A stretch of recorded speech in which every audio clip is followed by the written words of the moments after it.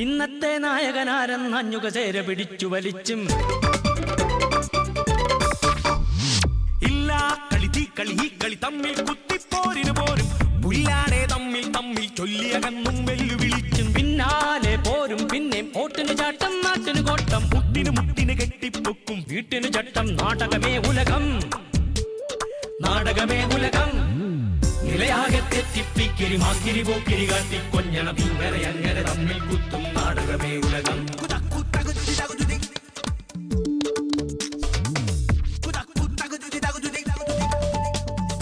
നാടകമേ ഉലകം നാടകമേ ഉലകം. നമസ്കാരം. കേരള നിയമസഭയിൽ നടന്നതൊക്കെയും അതേപടി വർക്കല നഗരസഭയിൽ വിജയകരമായി പരീക്ഷിച്ചു. ബജറ്റ് വായിക്കാൻ തുടങ്ങിയപ്പോൾ സംഘർഷം. ആമുഖം വായിച്ച് ബജറ്റ് മേശപ്പുറത്തു വയ്ക്കൽ, ഉന്തും തള്ളും, സ്ത്രീ കവചമൊരുക്കൽ, അഭിനയം കുഴഞ്ഞു വീഴൽ, ആശുപത്രിയിൽ പ്രവേശിപ്പിക്കൽ, അങ്ങനെ നിയമസഭയുടെ തനിയാവർത്തനം. അത് കണ്ടപ്പോൾ കശ്മീരിലും ഈ മാതൃക കടമെടുക്കേണ്ടി വന്നു. കോൺഗ്രസും നാഷണൽ കോൺഫറൻസും തമ്മിൽ അടിയോടടി. സ്പീക്കറെ ആക്രമിക്കാൻ പ്രതിപക്ഷം പാഞ്ഞെത്തുന്നു, വാച്ച് ആൻഡ് വാർഡ് ഇടപെടുന്നു, കടലാസ് വലിച്ചെറിയുന്നു, തോളിൽ അടിക്കുന്നു, കടിക്കുന്നു. പ്രതിപക്ഷ MLA-മാർക്ക് സസ്പെൻഷനും കിട്ടുന്നു. അവിടെയും അതേപടി. ചുരുക്കത്തിൽ രാഷ്ട്രീയത്തിൽ കേരളം എല്ലാവർക്കും മാതൃകയാണ്. ഒരു കേരള മോഡൽ. അതിവേഗം ബഹുദൂരം എന്ന മുദ്രാവാക്യം അതിവേഗമാണ് ബഹുദൂരം എത്തിയത്. സ്വാഗതം സുൽത്താൻ ഗോൾഡ് നാടകമേ ഉലകത്തിലേക്ക്. എത്ര പെട്ടെന്നാണ് രാഷ്ട്രീയത്തിൽ, മുന്നണികളിൽ, എന്തിന് പാർട്ടികളിൽ പോലും മാറ്റം സംഭവിക്കുന്നത്. മാണിസാർ അതിവേഗമാണ് കോഴമാണിയായത്.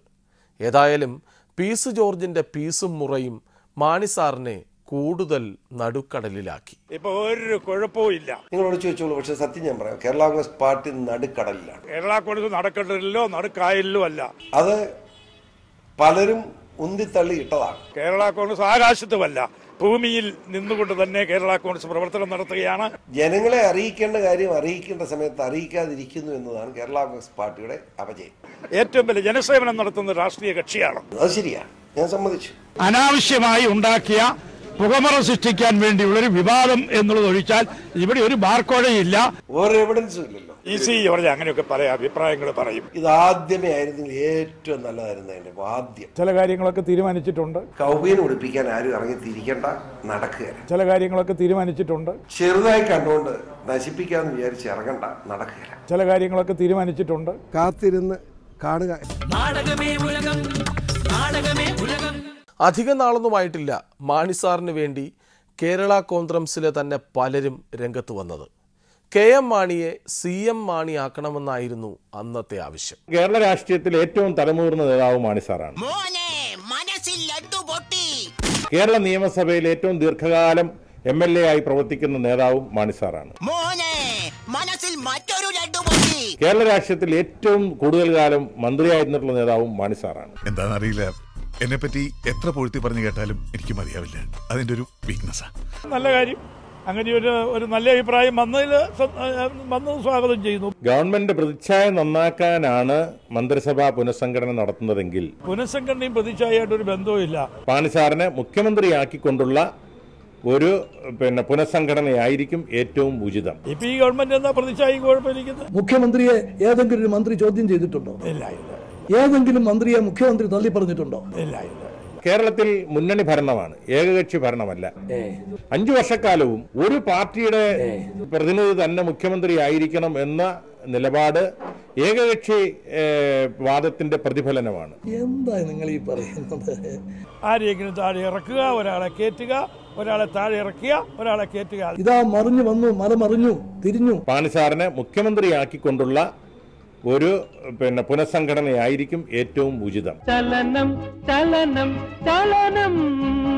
മാണിസാറിനെ മുഖ്യമന്ത്രിയാക്കിക്കൊണ്ടുള്ള ഒരു പുനഃസംഘടനയായിരിക്കും ഏറ്റവും ഉചിതം. എത്ര മനോഹരമായ നടക്കാത്ത സ്വപ്നം. എനിക്ക് അങ്ങനെ ഒരു ചിന്തയോ അങ്ങനെ ഒരു ആഗ്രഹമോ അങ്ങനെ ഒരു പ്ലാനിങ്ങോ ഒന്നുമില്ല. ഇതിനൊക്കെ ഓരോ സമയമുണ്ട്, ഓരോന്നിനും അതിൻ്റെതായ സമയമുണ്ട് മോനെ. എനിക്ക് അങ്ങനെ ഒരു ചിന്തയോ അങ്ങനെ ഒരു ആഗ്രഹമോ അങ്ങനെ ഒരു പ്ലാനിങ്ങോ ഒന്നുമില്ല. മാണിസാറിനെ മുഖ്യമന്ത്രിയാക്കിക്കൊണ്ടുള്ള ഒരു പുനഃസംഘടനയായിരിക്കും ഏറ്റവും ഉചിതം.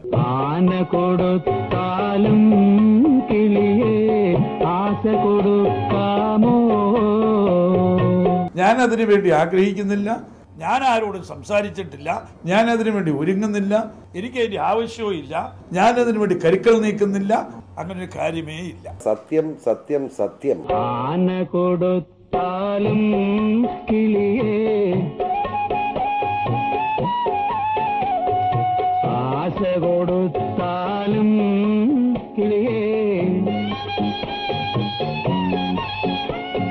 തത്വവർഗ സിദ്ധാന്തം ലോകത്തിന് മുമ്പിൽ അവതരിപ്പിച്ച അതിന്റെ ഇരട്ടതാവായ മാണി സാറ് തന്നെ കേരളത്തിന്റെ മുഖ്യമന്ത്രി പദത്തിലേക്ക് വന്നേ മതിയാകൂ.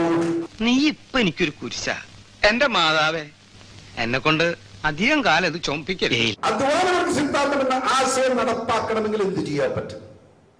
അവിടെയാണ് രാഷ്ട്രീയം, അവിടെയാണ് കേരളത്തിന്റെ പൊളിറ്റിക്സ്.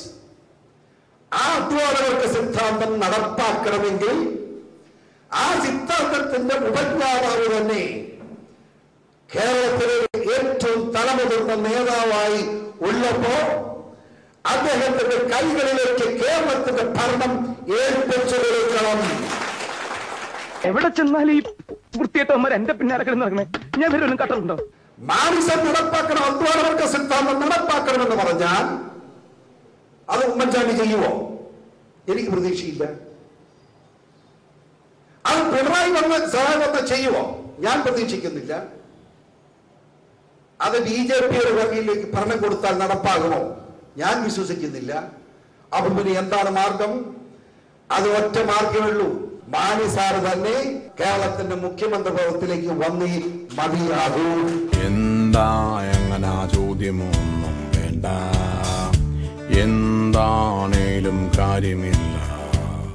ആ മാനിസം പ്രഖ്യാപിച്ചിട്ടുള്ള അധ്വാനവർഗ സിദ്ധാന്തം ലോകത്തിന് മുമ്പിൽ അവതരിപ്പിച്ച ഇന്ത്യൻ പ്രധാനമന്ത്രിയായിരുന്ന മൻമോഹൻ സിംഗ് പോലും അഭിനന്ദനമർപ്പിച്ച അധ്വാനവർഗ സിദ്ധാന്തം എന്ന ആശയം നടപ്പാക്കാൻ മാണി സാറ് തന്നെ കേരളത്തിന്റെ മുഖ്യമന്ത്രി പദത്തിലേക്ക് വന്നേ മതിയാകൂ. പാപി ജനനോടത്ത് പാതാളെന്ന് പറഞ്ഞ പോലെ എന്റെ കണക്ക്. മാണി സാറ് തന്നെ കേരളത്തിന്റെ മുഖ്യമന്ത്രി പദത്തിലേക്ക് വന്നേ മതിയാകൂ. അത് വരണമെങ്കിൽ എന്ത് ചെയ്യണം എന്ന് ചോദിച്ചാൽ അതിനെന്ത് ചെയ്യും? അല്ലാതെ എന്താ പറയുന്നത്? എനിക്ക് പറയാം, അതല്ല എന്താ പറയുന്നത്? അതിനെന്ത് ചെയ്യും?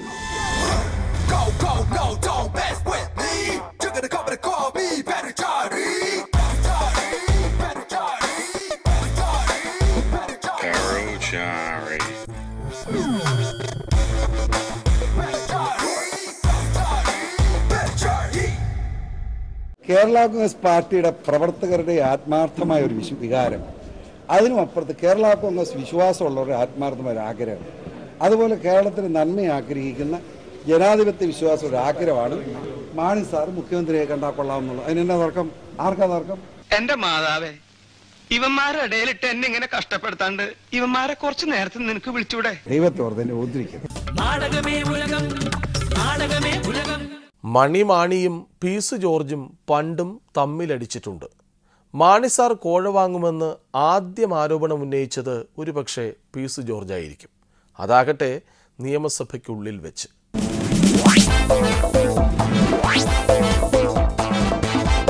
ഞാൻ എന്റെ ചേംബറിലിരുന്ന് കേട്ടു. മന്ത്രിമാർ സഭ വന്നിരിക്കണം. എനിക്കെതിരായിട്ട് ഒരു ആരോപണം ഉന്നയിക്കാൻ പോകുന്നു. ഞാൻ ഇവിടെ ഇല്ലാത്തത് കൊണ്ട് ആരോപണം ഉന്നയിക്കും. മന്ത്രിമാരുടെ ചുമതല ഇവർക്ക് വേറെ പണി. സാർ, ഞാൻ ഉണ്ട്, വന്നിരിക്കുന്നു, ആരോപണം ഉന്നയിക്കാം സാർ. അങ്ങനെയൊക്കെ അനുവദിക്കാം, അത് ഉന്നയിക്കട്ടെ. സർ, 2001 മുതൽ 2006 വരെയുള്ള കാലഘട്ടത്തിൽ മാത്രമല്ല 91 മുതൽ 96 വരെ ഈ വകുപ്പ് ഭരിച്ചുകൊണ്ടിരുന്ന അങ്ങ് ഈ വകുപ്പിലെ ഉദ്യോഗസ്ഥന്മാരെ ഉപയോഗിച്ച് വ്യാപകമായ പിരിവ് നടത്തിയിട്ടുണ്ട്. അവിടെ മൂന്നാറിൽ വ്യാജ പട്ടയൊരുത്തം നിർമ്മിച്ചു. KM മാണിയുടെ ബന്ധു എന്ന് പറഞ്ഞ അയാൾ കൊണ്ട് തൊടുപുഴ കോടതി കേസ് കൊടുത്തിട്ട് തൊടുപുഴ കോടതിയിൽ നിന്ന് ക്രിമിനൽ കോടതിയിൽ നിന്ന് ശിക്ഷിക്കപ്പെട്ട പ്രതിയാ ഈ ഇരിക്കുന്ന PC ജോർജ്. സർ, 92-ൽ ഏറ്റുമാനൂർ തെരഞ്ഞെടുപ്പ് നടക്കുമ്പോ അവിടെയും പിരിവ് നടത്തി എന്നതിന് വ്യക്തമായ തെളിവുകളാണ് സാർ എന്റെ കയ്യിലുള്ളത്. ഒരു ക്രിമിനൽ കോടതിയിൽ നിന്ന് ശിക്ഷിക്കപ്പെട്ട ഒരു പ്രതി, ഇയാളുടെ ക്രെഡിബിലിറ്റി എന്താണ് സാർ? അതുകൊണ്ട് ഇങ്ങനെ ഒരു ക്രെഡിബിലിറ്റിയും ഇല്ലാത്ത ഒരാള് ഏതും വർത്തമാനം പറയുന്ന ആള്, വലിയ നടക്കുന്ന എന്തും പറയുന്ന ഒരാള്, യാതൊരു ക്രെഡിബിലിറ്റി എന്ന് പറഞ്ഞ ക്രെഡിബിലിറ്റി ഇല്ലാത്ത ശിക്ഷിക്കപ്പെട്ട ഒരു പ്രതിയായി ഈ നിയമസഭയിലേക്ക് PC ജോർജ് എന്റെ ക്രെഡിബിലിറ്റിയെ പറ്റി ചോദ്യം ചെയ്യുന്നത്. വളരുംതോറും പിളരുകയും പിളരുംതോറും വളരുകയും ചെയ്യുന്ന ഈ പാർട്ടി ഇടയ്ക്കൊന്ന് വളർന്നു. വല്ലാത്ത വളർച്ചയായിരുന്നു അത്, അല്ലെങ്കിൽ വല്ലാത്ത ചേർച്ച.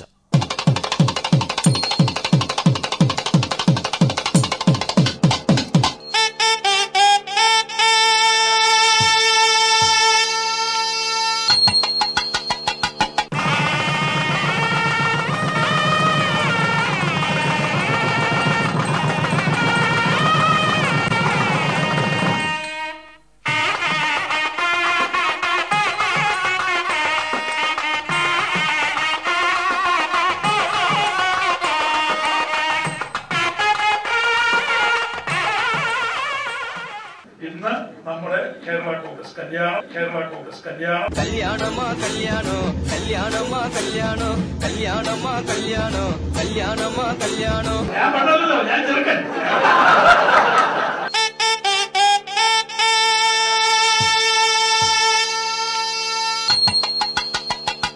ജാതിയായിട്ട് വന്ന നമ്മുടെ വധു ഇങ്ങോട്ട് വരും.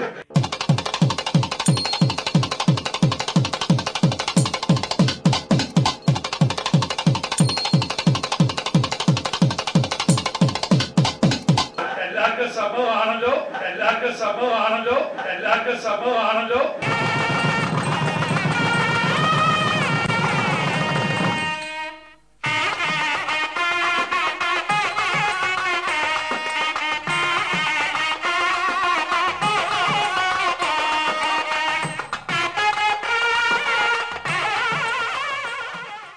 നല്ല ചെറുക്കനെ കിട്ടിയിട്ടോ എന്നുള്ള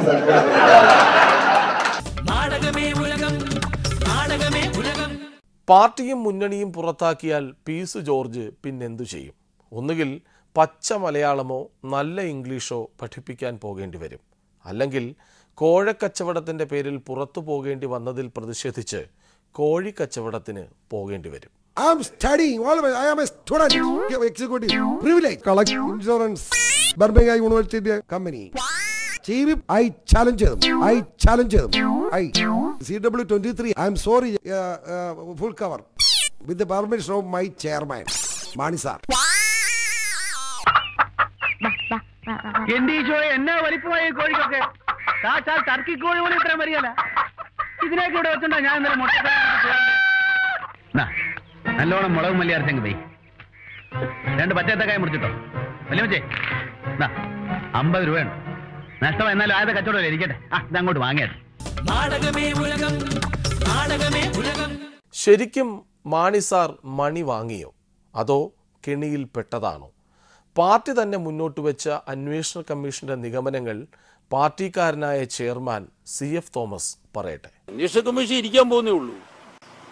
അന്വേഷണ കമ്മീഷന്റെ പ്രവർത്തനവും അന്വേഷണവും ഒക്കെ വരാൻ പോകുന്നേ ഉള്ളൂ. അതിന്റെ പിന്നിൽ ഗൂഢാലോചനയുണ്ട്, യാതൊരു സംശയമില്ല. ഞങ്ങൾ തുടങ്ങാൻ പോകുന്നല്ലേ ഉള്ളൂ പ്രവർത്തനം. തീർച്ചയായിട്ടും ഇതിന്റെ പിന്നിൽ ഒരു ഗൂഢാലോചനയുണ്ട്. അന്വേഷണം നടക്കാൻ പോകുമ്പോഴത്തേക്കും ആദ്യം കയറി അന്വേഷണത്തിന്റെ ഫലം എന്തായിരിക്കും എന്ന് ഞങ്ങളങ്ങനെ പറയാൻ നോക്കും. തീർച്ചയായിട്ടും ഇതിന്റെ പിന്നിൽ ഒരു ഗൂഢാലോചനയുണ്ട്. ഞങ്ങൾ എന്തിനാ ഒരു മുൻവിധി ഇപ്പൊ പറയുന്നത്? മാണി സാറിനെ കുറിച്ച് അദ്ദേഹം ബിജു രമേശ് പറഞ്ഞ കാര്യങ്ങളൊക്കെ അടിസ്ഥാനരഹിതമാണ്. ഞങ്ങൾ എന്തിനാ ഒരു മുൻവിധി ഇപ്പൊ പറയുന്നത്? PC ജോർജിനെ കുറിച്ച് അദ്ദേഹം പറയുന്നതും തീർത്തും അടിസ്ഥാനരഹിതമായിരിക്കും. ഞങ്ങളൊരു മുൻവിധിക്കും തയ്യാറാകുന്നില്ല. അതിന്റെ പിന്നിൽ ഗൂഢാലോചനയുണ്ട്, യാതൊരു സംശയമില്ല. സിറ്റിംഗ് നടത്താതെ എങ്ങനെ മുൻവിധി നടത്തുന്നത്? തീർച്ചയായിട്ടും ഇതിന്റെ പിന്നിൽ ഒരു ഗൂഢാലോചനയുണ്ട്. ചെയർമാൻ എന്തെങ്കിലും സ്വന്തമായ അഭിപ്രായം ഉണ്ടോ? ഇല്ല. മാണി സാറിനെ കുറിച്ച് അദ്ദേഹം ബിജു രമേശ് പറഞ്ഞ കാര്യങ്ങളൊക്കെ അടിസ്ഥാനരഹിതമാണ്. ചെയർമാന് സ്വന്തമായ അഭിപ്രായമില്ല. PC ജോർജിനെ കുറിച്ച് അദ്ദേഹം പറയുന്നതും തീർത്തും അടിസ്ഥാനരഹിതമായിരിക്കും. സിറ്റിംഗ് നടത്താതെ എങ്ങനെ മുൻവിധി നടത്തുന്നത്? തീർച്ചയായിട്ടും ഇതിന്റെ പിന്നിൽ ഒരു ഗൂഢാലോചനയുണ്ട്. ഞങ്ങളൊരു മുൻവിധിക്കും തയ്യാറാകുന്നില്ല. അതിന്റെ പിന്നിൽ ഗൂഢാലോചനയുണ്ട്, യാതൊരു സംശയമില്ല. ഒരു അന്വേഷണം നടക്കാൻ പോകുമ്പോഴത്തേക്കും ആദ്യം കയറി അന്വേഷണത്തിന്റെ ഫലം എന്തായിരിക്കും എന്ന് ഞങ്ങളങ്ങനെ പറയാൻ നോക്കും. ഒരു കാര്യം വ്യക്തം, വളരെ വ്യക്തമാണ്, ഈ ഗൂഢാലോചന ഉണ്ടെന്നുള്ള കാര്യം. ഇതെല്ലാം അടിസ്ഥാനരഹിതമായ കാര്യങ്ങളാണ്. പീസിന്റെ വിലപേശലും മാണി സാറിന്റെ വിലയുറപ്പിക്കലും ഇനിയും തുടരും. അടുത്തയാഴ്ച കാണും വരെയെങ്കിലും നമസ്കാരം.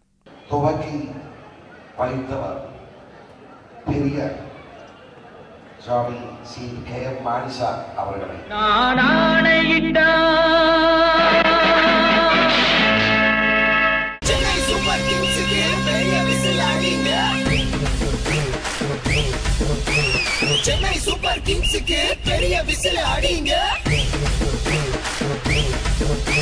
തമിഴ് പഠിക്കാതെ പോയല്ലോ എന്ന ഒരു ദുഃഖം മാത്രമേ ഇപ്പോ നിങ്ങളുമായി ഞാൻ പങ്കുവെക്കുന്നു. நானொரு பாவி நான் செய்த பாவங்கள் பல்லாயிரம். கொஞ்சம் கொஞ்சம் தெரியும் என்றாலும் அபத்தம் பற்றின குழப்பம். நானொரு பாவி நான் செய்த பாவத்துக்கு நான் காரணம். സഹോദരന്മാരെ, എനിക്ക് തമിഴ് தெரியாது. நான் ஆணையிட்டால் அது நடந்து விட்டால். ഞാൻ പഠിച്ചത് തമിഴ്നാട്ടിൽ, വളർന്നപ്പോ കേരളത്തിൽ. കൊഞ്ചം കൊഞ്ചം തമിഴ് தெரியுமா? நான் ஆணையிட்டால் அது நடந்து விட்டால் இங்கு ஏழைகள் வேதனை படமாட்டார். உயிர் உள்ளவரை ஒரு துன்பமில்லை, அவர் கண்ணீர் கடலிலே விழமாட்டார்.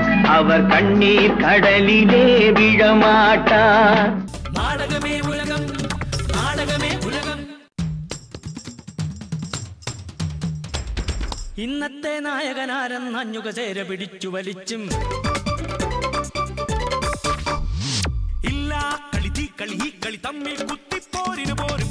പുല്ലാണേ തമ്മിൽ തമ്മിൽ ചൊല്ലിയകന്നും വെല്ലുവിളിച്ചും പിന്നാലെ പോരും. പിന്നെയും ഓട്ടിന് ചാട്ടം, നാട്ടിന് കോട്ടം, മുട്ടിന് മുട്ടിന് കെട്ടിപ്പൊക്കും വീട്ടിന് ചട്ടം. നാടകമേ ഉലകം, നാടകമേ ഉലകം. നിലയാകെ തെറ്റിപ്പിക്കിരി മാക്കിരി പോക്കിരി കാട്ടി കൊഞ്ഞണം ഇങ്ങനെ അങ്ങനെ തമ്മിൽ കുത്തും. നാടകമേ ഉലകം.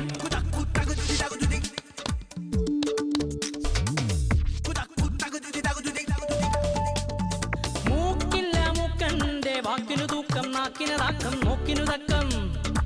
ദിക്കാകെ തെറ്റി തിക്കി ഛായ വളർത്തി മേനി മിനുക്കി പാരാകെ പാടി നടക്കും. തന്നുടെ മേനികൾ നാടും വീടും തോടും മേടും കാടും തന്നുടെ താക്കും ചട്ടം. നാടകമേ ഉലകം.